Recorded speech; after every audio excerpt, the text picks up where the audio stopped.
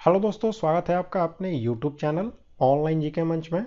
दोस्तों, हमने SSC GD के लिए जो जीके का सीरीज शुरू किया है यह उसका छठा पार्ट है और इसके दूसरे जो पार्ट हैं उसका लिंक आपको ऊपर आई बटन में और नीचे डिस्क्रिप्शन बॉक्स में मिल जाएगा। तो वहां से जाकर के आप उन सभी पार्ट्स को भी ज़रूर देखें क्योंकि ये काफ़ी इंपॉर्टेंट है आपके एग्ज़ाम के लिए।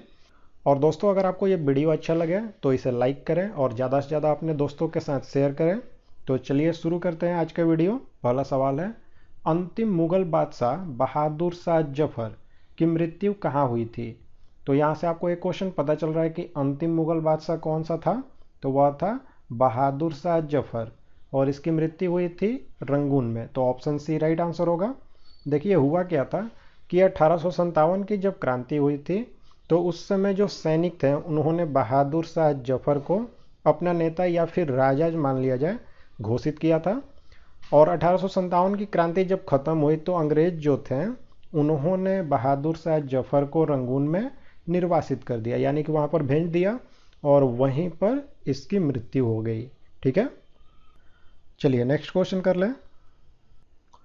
पौधों में हार्मोन का संचरण किस ऊतक यानी कि टिश्यू के द्वारा होता है? तो राइट आंसर है ऑप्शन बी, फ्लोएम नाम का जो टिश्यू होता है उसी के द्वारा ये जो हार्मोन है इसका संचरण होता है। देखिए, पौधों में दो तरह के ऊतक होते हैं, एक होता है जाइलम और दूसरा फ्लोएम। यहाँ पर ये जो फ्लोएम है इसका मुख्य काम क्या है कि पत्तियाँ जो होती हैं, पौधों में जो पत्तियाँ होती हैं वह खाना बनाती हैं, यानी कि पोषक तत्व जो बनाती हैं उसको पौधों के अलग अलग भागों तक पहुँचाने का काम किसका है? तो यह फ्लोएम का है। और जाइलम जो होता है इसका मुख्य काम होता है कि जल और जो खनिज लवण होते हैं उनको पत्तियों तक पहुंचाता है जिससे कि वो भोजन बनाते हैं। तो ये दोनों जो टिश्यू हैं इनका काम आपको याद रखना है, ये मोस्ट इंपॉर्टेंट क्वेश्चन है। चलिए नेक्स्ट है दोस्तों, निम्न में से किस कर यानी कि टैक्स जो है उसकी वसूली केंद्र सरकार यानी कि सेंट्रल गवर्नमेंट जो है उसके द्वारा नहीं की जाती है? तो राइट आंसर है ऑप्शन बी, व्यावसायिक कर जो होता है इसकी वसूली की जाती है राज्य सरकार के द्वारा। महावीर स्वामी के पहले अनुयायी कौन थे? महावीर स्वामी जो कि जैन धर्म के 24वें और अंतिम तीर्थंकर थे। ठीक है, इनके पहले अनुयायी कौन थे? तो इनके जो दामाद थे जिनका नाम था जामिल, यही इनके पहले अनुयायी थे। अब यहाँ पर जब इनके दामाद की बात हुई तो इनकी पुत्री का भी नाम पूछा जाता है।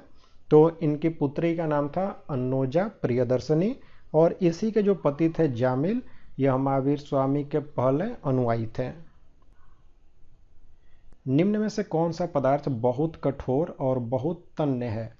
तो यहाँ ये जो चारों पदार्थ हैं इनमें से टंगस्टन जो है वह बहुत ज़्यादा कठोर और बहुत ज़्यादा तन्य होता है, यानी कि इसको हम पीट पीट करके काफ़ी पतला बना सकते हैं।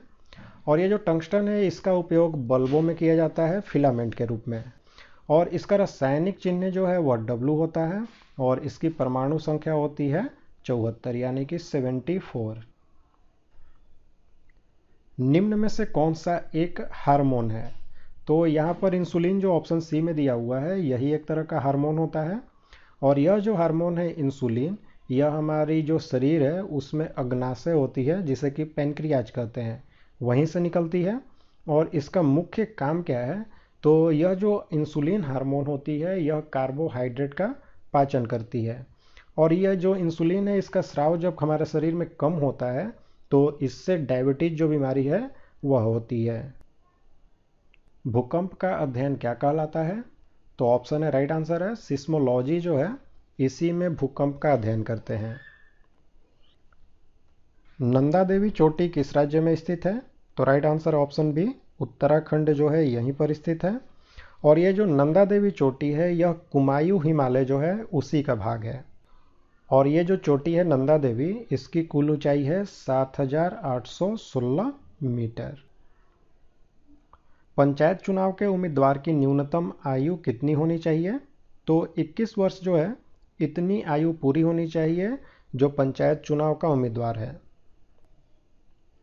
मछलियों में गिल का सड़न रोग किसके कारण होता है? तो यह जो बीमारी है यह एक तरह के कवक यानी कि फंगस के द्वारा होती है। और ये जो कवक है उसका नाम है ब्रोकियोमाइसिस। मैं नाम लिख देता हूँ, तो ब्रोकियोमाइसिस नाम का ये जो कवक है, इसी के कारण मछलियों में जो उनका गिल होता है उसमें सड़न पैदा होती है। संविधान सभा के अस्थायी अध्यक्ष कौन थे? तो यह थे डॉक्टर राजेंद्र प्रसाद। डॉक्टर राजेंद्र प्रसाद जो हैं यह संविधान सभा के अध्यक्ष के तौर पर 11 दिसंबर 1946 ईस्वी को चुने गए थे। लेकिन संविधान सभा की जो पहली बैठक है वह हुई थी 9 दिसंबर 1946 को। और 9 दिसंबर 1946 को जो पहली बैठक हुई थी तो उसमें डॉक्टर सच्चिदानंद सिन्हा जो हैं यह सबसे ज़्यादा उम्र के सदस्य थे उस संविधान सभा के, तो इसके कारण इन्हें अस्थायी अध्यक्ष चुन लिया गया। लेकिन बाद में 11 दिसंबर 1946 को डॉक्टर राजेंद्र प्रसाद को अस्थायी अध्यक्ष चुना गया। सौर मंडल से सबसे नज़दीक स्थित तारा कौन है? तो यहाँ पे क्वेश्चन आपको ध्यान देना है। अगर सौर मंडल से सबसे नज़दीक का स्थित तारा पूछे तो वह है प्रॉक्सिमा सेंचुरी। लेकिन अगर आपसे पूछे कि पृथ्वी के सबसे नज़दीक का तारा कौन सा है तो वह सूर्य है। ठीक है। शिवाजी की आय का मुख्य स्रोत क्या था? तो भूमि कर जो है यही शिवाजी की आय का मुख्य स्रोत था। और शिवाजी के समय में यह जो भूमि कर था यह 33% था। शिव समुद्रम जलप्रपात किस नदी पर स्थित है? तो यह स्थित है कावेरी नदी पर। और अगर आपसे पूछे कि किस राज्य में स्थित है तो यह कर्नाटक में स्थित है। ठीक है। कर्नाटक में कावेरी नदी जो है उस पर यह शिव समुद्रम जलप्रपात स्थित है। लाभ के पद का निर्णय कौन करेगा? तो यह लाभ का जो पद है पहले यह समझें। तो देखिए, लाभ का जो पद होता है इसके अनुसार संसद का कोई भी सदस्य या फिर विधानसभा का कोई भी सदस्य जो है वह ऐसे दूसरे पद पर नहीं रह सकता है जिससे कि उसे सरकारी वेतन मिलता हो या फिर किसी तरह का भत्ता मिलता हो या फिर कोई भी दूसरी तरह की जो सरकारी लाभ है उसे मिलती हो। तो अगर इस तरह का किसी भी सदस्य को कोई लाभ मिलता है तो उसी को लाभ का पद कहा जाता है। और इस पर निर्णय जो है वह भारत के राष्ट्रपति करते हैं कि कोई सदस्य जो है वह लाभ के पद पर है या नहीं है। अप्रत्यक्ष कर का भार किसे वहन करना पड़ता है? तो उपभोक्ता यानी कि कंज्यूमर जो होते हैं उन्हीं को करना पड़ता है। कंप्यूटर की अस्थायी स्मृति जो है उसको क्या कहा जाता है? तो उसे रोम कहते हैं। और ये जो रोम है इसका फुल फॉर्म होता है रीड ओनली मेमोरी। यहाँ पर ये जो रैम दिया है तो यह कंप्यूटर की अस्थायी मेमोरी होती है और इसका फुल फॉर्म होता है रैंडम एक्सेस मेमोरी। और सीपीयू जो है इसे हम कंप्यूटर का ब्रेन कहते हैं और इसका फुल फॉर्म होता है सेंट्रल प्रोसेसिंग यूनिट। तो अब यहाँ पर ये सीडी रोम दिया है तो यह भी एक तरह की कंप्यूटर की स्मृति होती है लेकिन यह एक्सटर्नल होती है और इसका फुल फॉर्म होता है compact disc read only memory.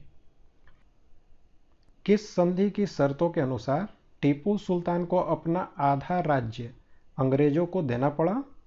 तो श्रीरंगपट्टनम की जो संधि है इसी के तहत टीपू सुल्तान जो हैं उनको अपना आधा राज्य देना पड़ा था अंग्रेजों को। और यह जो श्रीरंगपट्टनम की संधि है यह हुई थी 1792 ईस्वी में। ठीक है। चलिए नेक्स्ट करते हैं। भारत और श्रीलंका किससे अलग होते हैं? तो भारत और श्रीलंका जो है इनके बीच में मन्नार की खाड़ी है जो कि इन दो देशों को अलग अलग करती है। संघ सूची के अंतर्गत निम्न में से कौन विषय आता है? तो जनगणना जो है यानी सेंसस यही संघ सूची में आता है। और संघ सूची में शामिल जितने भी विषय हैं उस पर केवल केंद्र सरकार जो है वही कानून बना सकती है। मांग का नियम किसने दिया? तो यह दिया गया था मार्शल के द्वारा। तो ऑप्शन ए राइट आंसर है। सेल्सियस में ताप का कौन सा मान 300 केल्विन के बराबर होता है? तो सेल्सियस और केल्विन के बीच में जो संबंध है वह होता है केल्विन बराबर C+273। यानी कि केल्विन का जो वैल्यू होता है वह डिग्री सेल्सियस में जो भी वैल्यू है उसमें 273 जोड़ देने से निकल जाता है। तो यहाँ पर बोल रहा है कि 300 केल्विन का जो वैल्यू है वह कितना डिग्री सेल्सियस होगा? तो यहाँ पर क्या हो जाएगा? तो 300 माइनस 273 घटा लेंगे तो यही सेल्सियस में उसका वैल्यू होगा।